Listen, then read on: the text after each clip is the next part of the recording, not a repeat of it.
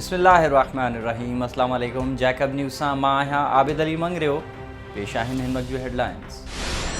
Pakistan peoples party chairman Bilawal Bhutto Zardari चयो आहे त मुआशी ख़ुदमुख़्तारी ते हमिलो बर्दाश्त न कयो वेंदो। स्टेट बैंक जी ख़ुदमुख़्तारी ख़त्म करण बाबति ऑर्डिनेंस जे हर फॉरम ते मुखालफ़त कई वेंदी। भारत कश्मीर जी हैसियत तब्दील करे छॾी, पर हिकु बि पाकिस्तानी खे ख़बर न आहे त वज़ीर आज़म जी पॉलिसी कहिड़ी आहे। इमरान ख़ान जहिड़ो कमज़ोर वज़ीर आज़म कॾहिं नाहे आयो। इन वक़्तु पीपल्स पार्टी हुकूमत जी ओपोज़िशन करे रही आहे ऐं ओपोज़िशन जूं जमातूं असांजी ओपोज़िशन जी ओपोज़िशन पियूं कनि, जंहिंजो फ़ाइदो हुकुमराननि खे थी रहियो आहे। हुन चयो त अफ़गानिस्तान जहिड़ो मुल्क बि पाकिस्तान खां वधीक तरक़ी करे रहियो आहे। असां कंहिं शइ में अॻिते आहियूं त उहा रुगो महांगाई जी शरह आहे। अहिड़े ख़्यालनि जो इज़हार हुन सिंध जे अॻूणे वॾे वज़ीर सैयद क़ाइम अली शाह सां संदसि धीउ जी वफ़ात ते ताज़ियत करण बाद मीडिया सां ॻाल्हाईंदे कयो। इन मौक़े ते कमर ज़मान कायरा, निसार अहमद खोड़ो, सैयद नासिर हुसैन शाह, सैयद ओवैस कादिर शाह, सुहेल अनवर सियाल, प्रेस क्लब खैरपुर जो सदर ख़ान मोहम्मद ख़ान ऐं ॿिया पिणु मौजूदु हुआ। बाहू खोसो वेझो उरड़ी जा मौतमार हमला, सेहत खाते जी लापरवाही वधीक ॿिनि मासूम ॿारनि खां हयाती खसे वरिती। उरड़ी विघे ॻोठ हमल खोसो में 9 वरियनि जो उमर खोसो ऐं लौंग जखराणे में नूर ख़ान पुट नबी बख्श मरेटो फौत थी विया। उरड़ी जे मौतमार हमलनि बावजूद सेहत खाते खे जोगा उपाउ न वरिता आहिनि।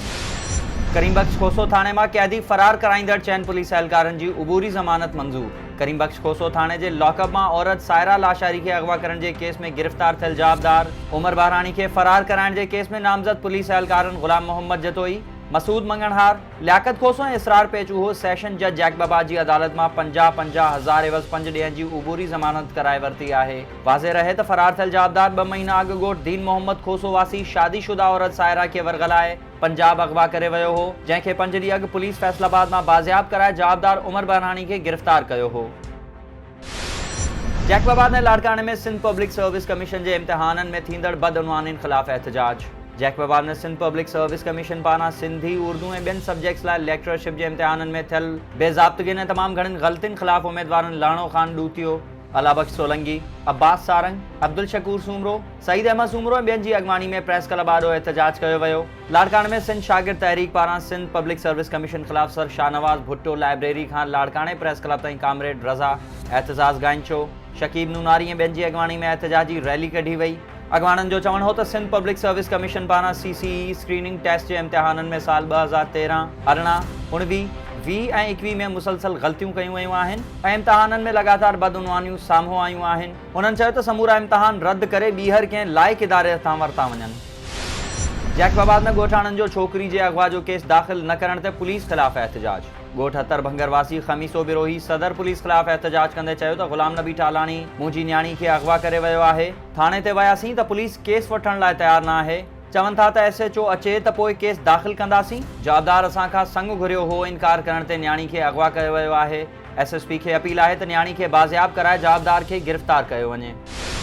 कनकोट पुलिस जो मुख़बिन जी बाज़ियाबी लाइ कच्चे में ऑपरेशन जारी। कच्चे जे दुरानी महर वारे इलाइक़े जी लेसूड़ी पुलिस चौकी भरिसां ॿिए ॾींहुं बि मुख़्तलिफ़ थाणनि जी पुलिस ऑपरेशन कयो, जॾहिं त इन दौरान को बि जानी नुक़सान न थियो। इलाइक़े में सख़्त फायरिंग सबबि ॾहकाउ पकड़ियल आहे।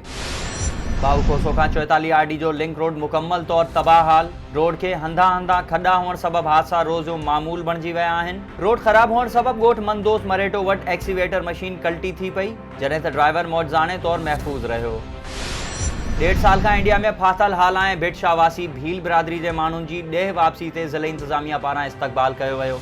डेप्यूटी कमिश्नर मटियारी पारां भारत खां पहुतल भील बिरादरी जे माण्हुनि जो मानाइतो इस्तक़बाल करे गुलनि जा हार पाराया ऐं महीने जो राशन पिणु ॾिनो। ॾेह वरंदड़ भील बिरादरी जे माण्हुनि जो चवणु हो त इंडिया में 1.5 साल तमामु तकलीफ़ूं काटियूंसीं। पाकिस्तानी फ़ौज जा शुक्रगुज़ार आहियूं, जन वापसी में किरदारु अदा कंदे मदद कई। कश्मीर में ड्राइवर पारां पुलिस ख़िलाफ़ विच रोड ते ट्रक बीहारे एहतजाज। ट्रक ड्राइवर विच रोड ते एहतजाज कंदे चयो त कश्मीर पुलिस मारकुट कंदे 20,000 रुपया रोक ऐं मोबाइल फ़ोन फुर कयो आहे। हुन SSP खे अपील कंदे चयो त रक़म वापसि करायो। मूं ॿीहर कश्मीर अचण खां तौबा कई। हीउ ज़िलो त वज़ीरिस्तान खां बि वधीक ख़तरनाक आहे। सेवण में तालका बार एसोसिएशन जी नई चूंडिजी आयल बॉडी जी हलफ़ बरदारी तक़रीब थी, जिते नए चूंडिजी आयल उहिदेदारनि सदर सराय नजमुद्दीन जतोई, जनरल सेक्रेटरी मुनीर अहमद चन्ना ऐं ॿियनि उहिदेदारनि पंहिंजे उहिदनि जो हलफ़ खयो। इन मौक़े ते अॻूणे जस्टिस पाकिस्तान बार काउंसिल जे मेंबर एडवोकेट रियाज़त हुसैन साहड़, हाई कोर्ट जे नायब सदर भगवान दास भील, जाम शोरो जे सदर एडवोकेट हैदर अली उन्नड़ ऐं ॿियनि सियासी समाजी अॻवाननि शिरकत कई। ऐं कनकोट मां 2 नीगर पुरस्रार तौर गुम। बी सेक्शन थाणे जी हद ॻोठ पहलवान जाफ़री मां नीगर सोढो जाफ़री ऐं इरशाद जाफ़री गुज़िरियल राति खां गुम आहिनि।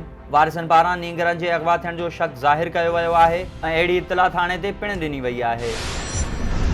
ही हुयूं हिन वक़्त जूं ख़बरूं। वधीक ख़बरुनि ऐं अपडेट्स लाइ विज़िट कयो असांजी वेबसाइट www.jacobnewsht.com ऐं फेसबुक ते फॉलो कयो। ॾिसंदा रहो जैकब न्यूज़, ख़बर खां हक़ीक़त ताईं।